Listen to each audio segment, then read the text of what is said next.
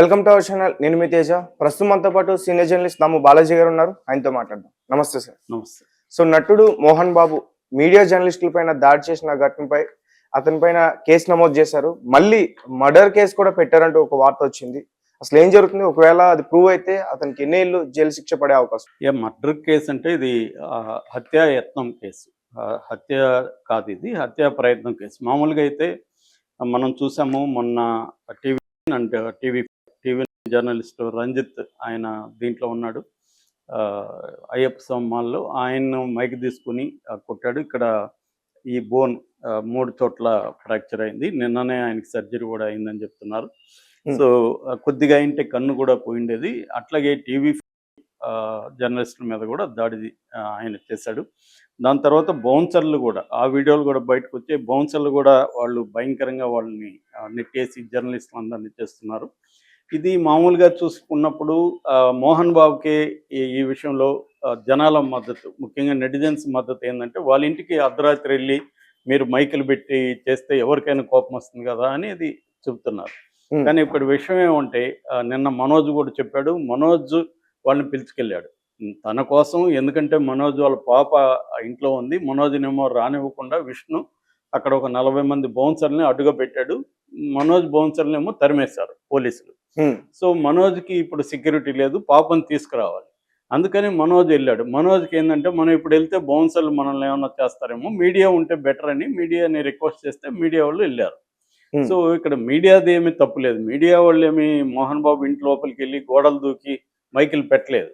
కాబట్టి media role ఏంటి, వాళ్ళది ఫ్యామిలీ ఇష్యూ అనేది దాటిపోయింది, ఎప్పుడో క్రైమ్కి వెళ్ళిపోయింది. అది సివిల్ ఫ్యామిలీ గొడవలు అయితే మీడియా పోతే తప్పు.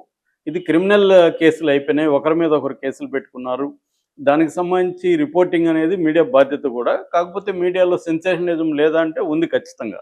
కానీ ఇక్కడ పర్టికులర్ ఇన్సిడెంట్కి సంబంధించి మాత్రం మీడియాది తప్పు లేదు. టీవీ కానీ వీళ్ళ మిగతా జర్నలిస్టులు కానీ వీళ్ళు మనోజ్ పిలిస్తే వెళ్ళారు. సో మనోజ్ ఎందుకు పిలిచాడు? ఆయనకి సెక్యూరిటీ, వీళ్ళుంటే మనల్ని కొట్టరు, లేకపోతే కొడతారేమో, రానివ్వరేమో, పాపను తీసుకురావాలి కదా. ఎందుకంటే వాళ్ళ అమ్మ కూడా హాస్పిటల్లో చేరిందని చెప్తే ఆయా కంట్రోల్లో పాప ఉంటుంది. ఆయా దగ్గర వదిలేసి వాళ్ళు ఉండలేరు కదా నైట్. అందుకని 7 నెలలు పాప కాబట్టి మనోజ్ వెళ్ళాడు. సో మీడియా వాళ్ళు వెళ్ళారు. వెళ్ళినప్పుడు అక్కడ ఘర్షణ జరిగింది. మనోజ్ సట్టించేశారు బౌన్సర్లు. సో రానివ్వలేదు. కానీ మనోజ్ కూడా ఈ లోపల తన వైపు నుంచి కూడా కొంతమంది బౌన్సర్లు తీసుకున్నాడు. బలవంతంగా గేట్లు తీసుకొని లోపలికి వెళ్ళారు. మీడియా కూడా వెళ్ళింది. ఆ టైంలో మోహన్ బాబు చాలా కోపంగా బయటకు వచ్చాడు. మామూలుగానే మీడియా ఏం చేస్తారు, ఆపోజిట్ వ్యూ కూడా తీసుకోవడానికి ట్రై చేస్తారు. అవును. సో అందుకని మీరు చెప్పండి సార్, మీరేమో వాళ్ళు వచ్చాడు నమస్కారం చేస్తే ఏమనుకుంటారు, మాట్లాడతాడేమనుకుని ఇది పెట్టారు. సో దాంతో ఆయన ఒక్కసారిగా ఉగ్ర రూపం దాల్చి బూతులు తిడుతూ, ఏంద్ర మాట్లాడేదని లం భాష వాడుతూ మైకి తీసుకుని కొట్టడం అనేది వీళ్ళు ఊహించలేదు. సో ఇక్కడ జర్నలిస్టుల తప్పు కూడా ఏం లేదు. వాళ్ళేమి విష్ణు చెప్తున్నాడు నిన్న ముఖంలో మైక్ పెట్టారు అందుకని ఆయన కోపం వచ్చిందని, అది కూడా అబద్ధం. ఎందుకంటే విజువల్స్ ఉన్నాయి క్లియర్గా. ముఖంలో పోయి దూర్చి మైక్ పెట్టింది ఏం లేదు. ఆయన వచ్చి నమస్కారం చేస్తే చెప్పండి సార్ అని అడిగాడు. తనే లాక్కుని కొట్టాడు. క్లియర్గా అది అర్థమవుతుంది. అంటే మోహన్ బాబు కోపం మీడియా మీద ఉండడంలో కూడా అర్థం ఉంది ఆయన పాయింట్ ఆఫ్ వ్యూలో. ఎందుకంటే లేనిపోనివి టైటిల్స్ పెట్టి భయంకరంగా వాళ్ళ ఫ్యామిలీ గురించి గత 2 రోజుల నుంచి మీడియా రాస్తుంది. ఆ రకంగా మోహన్ బాబుకి మీడియా మీద కోపం ఉండొచ్చు. ఎందుకంటే మన ఫ్యామిలీలో లేని విషయాలంతా మనోజ్ మోహన్ బాబుని కొట్టాడని ఇలాంటివి అనేక విషయాలు రాసేసారు మీడియా. సో దానివల్ల కోపం ఉండొచ్చు. కాకపోతే ఇష్యూని క్రియేట్ చేసింది అయితే మీడియా కాదు కదా. వీళ్ళిద్దరి మధ్య గొడవని మీడియా క్రియేట్ చేయలేదు. వీళ్ళిద్దరి మధ్య లేని దాన్ని కొంత చెప్పున్నప్పటికీ ఓవరాల్గా ఇష్యూ అయితే వాళ్ళిద్దరి మధ్య ఉంది. ఒకరి మీద ఒకరు కేసులు పెట్టుకున్నారు. మోహన్ బాబే ఆయన రిపోర్టే మీడియాలో వచ్చింది కదా. సో ఆయనే చెప్తున్నాడు కదా, నా కొడుకు నుంచి కోడల నుంచి నాకు ప్రాణ రక్షణ కావాలి, నా ఆస్తుల రక్షణ కావాలని ఆయనే అడిగాడు కదా. సో దాన్ని బేస్ చేసుకుని ఇవాళ ఉన్న మోడల్ ఆఫ్ ద మీడియాలో కొంత సెన్సేషనలిజం ఉంటుంది. మీడియా అంటేనే సెన్సేషనలిజం లేకుండా ప్రపంచంలో ఏ మీడియా కూడా ఉండదు. కాకపోతే ఈ మధ్య వ్యక్తుల ప్రైవేట్ జీవితాల్లో కూడా మీడియా వెళ్ళి గోల్ చేస్తుందన్న అభిప్రాయం జనాల్లో కూడా ఉంది. ఎందుకంటే సోషల్ మీడియా, యూట్యూబ్ ఛానళ్ళు, వెబ్సైట్లు ఇవన్నీ వచ్చినాక మెయిన్ స్ట్రీమ్ మీడియాకి యూట్యూబ్ ఛానల్ కూడా తేడా లేకుండా అయిపోయింది. ఎందుకంటే మెయిన్ స్ట్రీమ్ మీడియా ఛానల్ కూడా వాళ్ళ యూట్యూబ్ ఛానల్స్ ఉంటాయి వాళ్ళకి, దాని మీద బతికే పరిస్థితి వాళ్ళకి కూడా వచ్చింది. అవును. ఎందుకంటే వాళ్ళకి రెవెన్యూ మోడల్ ఇంకేది లేకుండా పోయింది. సో అందువల్ల మీడియా అతి అనేది ఖచ్చితంగా ఉంది. కానీ ఈ పర్టికులర్ సంఘటనలో మీడియా తప్పేం లేదు. ఒకవేళ మీడియా తప్పున్నా కూడా కొట్టే హక్కు ఎవరికి లేదు, దాడి చేసే హక్కు లేదు. ఆయన మీడియా మీద కేసు పెట్టచ్చు, లేదా తన అభిప్రాయం మీడియా ఇట్లా నన్ను చేస్తుందని మాట్లాడచ్చు. అవన్నీ ఆయనకి ఏ ఛానల్కి ఆయన వచ్చి మాట్లాడినంటే ఏ ఛానల్ అయినా వద్దంటారా? ఇప్పుడు మన ఛానల్కి వచ్చి నేను చెప్తానంటే మనం ఏమైనా వద్దంటామా? అలాగా ప్రతి ఛానల్లో వచ్చి ఆయన వ్యూ చెప్పచ్చు. ఇది జరిగింది, మీడియా ఇలా చేస్తుంది, నేను మీడియా చేయడం కరెక్ట్ కాదని ఆయన మాట్లాడచ్చు. అది కాకుండా ఫిజికల్గా దాడి చేస్తే రేపు ఆయనకు తగలరాని ఈ ఏరియాలో తగిలి ఉంటే ఆయన చనిపోయి ఉండొచ్చు, కన్ను పోయి ఉండొచ్చు. సో ఇటువంటి చేయడం ఖచ్చితంగా అది రాంగు. దాంతో మీడియా ఒక్కసారిగా ఆయన మీద తిరగబడింది. మొత్తం నిన్న ఫిల్మ్ ఛాంబర్ దగ్గర ధర్నా చేశారు. సో దాన్ని ఏమంటారు, మాలో సభ్యత్వాన్ని తీసేయమని గొడవ చేశారు. ఖచ్చితంగా హత్య కేసు పెట్టాలని డిమాండ్ చేశారు. ఫస్ట్ అయితే హత్య కేసు పెట్టలేదు. దీని మీద ఏం పెట్టారంటే 118 అండ్ 115 పెట్టారు బిఎన్ఎస్ కింద. 118 సెక్షన్ ఏం చెప్తుందంటే ఇంటెన్షనలీ హర్టింగ్ అని చెప్తుంది. అంటే ఒక హత్య చేయాలనే ఉద్దేశంతో దాన్ని 118 చెప్తుంది. దానికి మ్యాక్సిమం అంటే 1 year కూడా శిక్ష లేదు. కాబట్టి వీళ్ళు డిమాండ్ చేస్తున్నారు, ఇది హత్యా ప్రయత్నం. ఒకవేళ ఆయన ఏమైనా అబ్బాయికి ఏమైనా జరుగుంటే చనిపోయే పరిస్థితి ఉంది. రెండోది ఆయనకి కాన్సిక్వెన్సెస్ తెలియక అమాయకంగా ఏమీ చేయలేదు కదా, ప్లాన్డ్గానే ఆయన కోపంని ప్రదర్శించాడు. కొడితే ఏమవుతుందో ఆయనకు తెలియని వ్యక్తి ఏం కాదు కదా. సో ఆయన వచ్చిందే దాడి చేయాలనే ఉద్దేశంతోనే వచ్చాడు.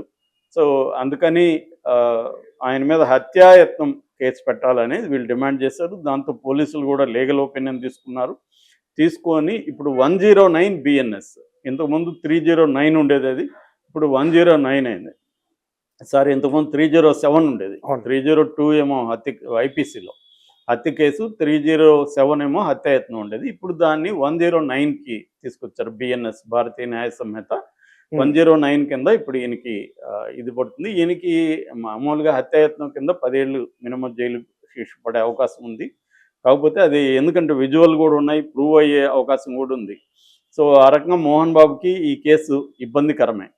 ఎందుకంటే రేపు విలేకరులు చెప్తారు, సాక్ష్యం అక్కడ ఉన్నారు, ఐ విట్నెస్ ఉన్నారు, రెండోది వీడియో ఫుటేజ్ ఉంది. సో అందుకని మోహన్ బాబు తప్పించుకోవడం అయితే కష్టమే. రెండోది మోహన్ బాబు పట్ల కూడా సీరియస్గానే ఉన్నారు పోలీసులు. నిన్న కూడా CP commissioner of police Sudheer Kumar చాలా సీరియస్గానే మంచు విష్ణుకి ముఖ్యంగా మంచు విష్ణుకి చాలా సీరియస్ వార్నింగ్ ఇచ్చారని కూడా మీడియాలో వస్తుంది. అంటే బౌన్సర్లు తీసుకొని మీ ఇష్టం వచ్చినట్టుగా ఉండడం ఏంటి, బౌన్సర్లతో దాడి చేయిస్తున్నారు, మీకు ఎవరిచ్చారు ఈ పర్మిషన్? ఎందుకంటే బౌన్సర్లు అనేది కూడా మనకి the private security agencies regulation act అని ఒకటి ఉంటుంది అన్నమాట, 2005లో వచ్చిన యాక్ట్. ఆ యాక్ట్ కింద కొన్ని రూల్స్ ఉంటాయి. బౌన్సర్లు అనేది లేదు నిజానికి, ప్రైవేట్ సెక్యూరిటీని పెట్టుకునే హక్కు ఉంటుంది. కానీ ప్రైవేట్ సెక్యూరిటీ వాళ్ళు వాళ్ళ బ్యాడ్జిల మీదంతా కూడా నెంబర్ రాయాలి, స్టేట్ ఇవన్నీ ఉండాలి, దాని ఏజెన్సీ నెంబర్ ఉండాలి, ఏజెన్సీకి లైసెన్స్ ఉండాలి, ఇవన్నీ ఉంటాయన్నమాట. వాళ్ళు దాడి చేసే హక్కు, వాళ్ళకి వేరే వాళ్ళ మీద దాడి చేసే హక్కు లేదు, వాళ్ళకి ప్రొటెక్షన్ కోసం పెట్టుకోవాలి అంతే. కానీ వాళ్ళు అట్లా లేదు వ్యవహరిస్తూ, వాళ్ళు నిన్న జర్నలిస్టులనే భయంకరంగా నూకేస్తున్నారు గేటు బయటికి.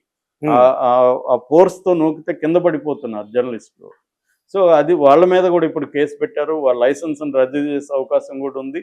అక్కడ బౌన్సర్లను కూడా పెట్టడానికి వీల్లేదని కూడా పోలీసులు వార్నింగ్ ఇచ్చారు. ఇక కోర్టులో మోహన్ బాబుకి కొంతవరకు ఊరట జరిగింది. యాక్చువల్గా 24 వరకు ఈయన అరెస్ట్ చేయొద్దని చెప్పింది.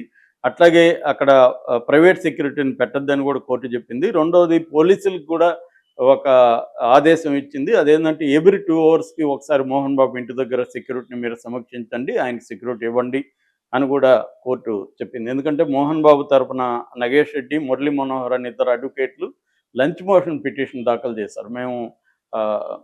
మాకు ఆయన నోటీసులు ఇచ్చారు రమ్మని, మేము వెళ్ళే పరిస్థితి లేదు, నాకు ఇప్పుడు ఆరోగ్యం బాగాలేదు, కాంటినెంటల్ హాస్పిటల్లో నేను వైద్యం తీసుకుంటున్నాను అని ఆయన కోర్టుకు వెళ్ళాడు మోహన్ బాబు. అందుకనే ఒక ప్లాన్డ్గా, ఎందుకంటే మోహన్ బాబు ఇట్లాంటి క్రైమ్స్ ఆయన లైఫ్లో చాలా చూశాడు, ప్లాన్డ్గా ఇది జరగగానే ఆయన ఏం చేశాడు, తెలివిగా హాస్పిటల్లో పోయి జాయిన్ అయిపోయాడు. హాస్పిటల్లో జాయిన్ అయిపోయి ఇంకా ఆల్రెడీ కన్ను ఇది ఉంది, ఆల్రెడీ 78 ఆయనకి సీనియర్ సిటిజన్ ఆ వయసులో ఏదో ఒక జబ్బు అయితే ఉంటుంది కదా మనుషులు, బీపీ షుగర్ అయితే ఉంటాయి. ఉమ్, సో అలాగా డాక్టర్లు కూడా ఈయన ఇంకా హాస్పిటల్లో ఉండాలి, ఇంకా మేము ఆయనకి టెస్టులు చేస్తున్నాం అని చెప్పారు. దీన్ని బేస్ చేసుకొని ఆయన కోర్టుకు వెళ్ళాడు. అంటే ఆయన ఆ, ఈ విచారణకి హాజరు కాదలుచుకోలేదు. కానీ పోలీసులు వదిలిపెట్టేట్టుగా లేరు. రేపు పొద్దున ఆయన 24 తర్వాత ఖచ్చితంగా కోర్టు కూడా ఈయన్ని అరెస్ట్ చేయొద్దని చెప్పలేదు. ఎందుకంటే హత్యాయత్నం నేరం అనేది సీరియస్ విషయం. దాంట్లో ఆయనకు ఒకవేళ బెయిల్ వస్తే ఓకే గానీ, బెయిల్ రాకపోతే మాత్రం ఆయన సీరియస్‌గానే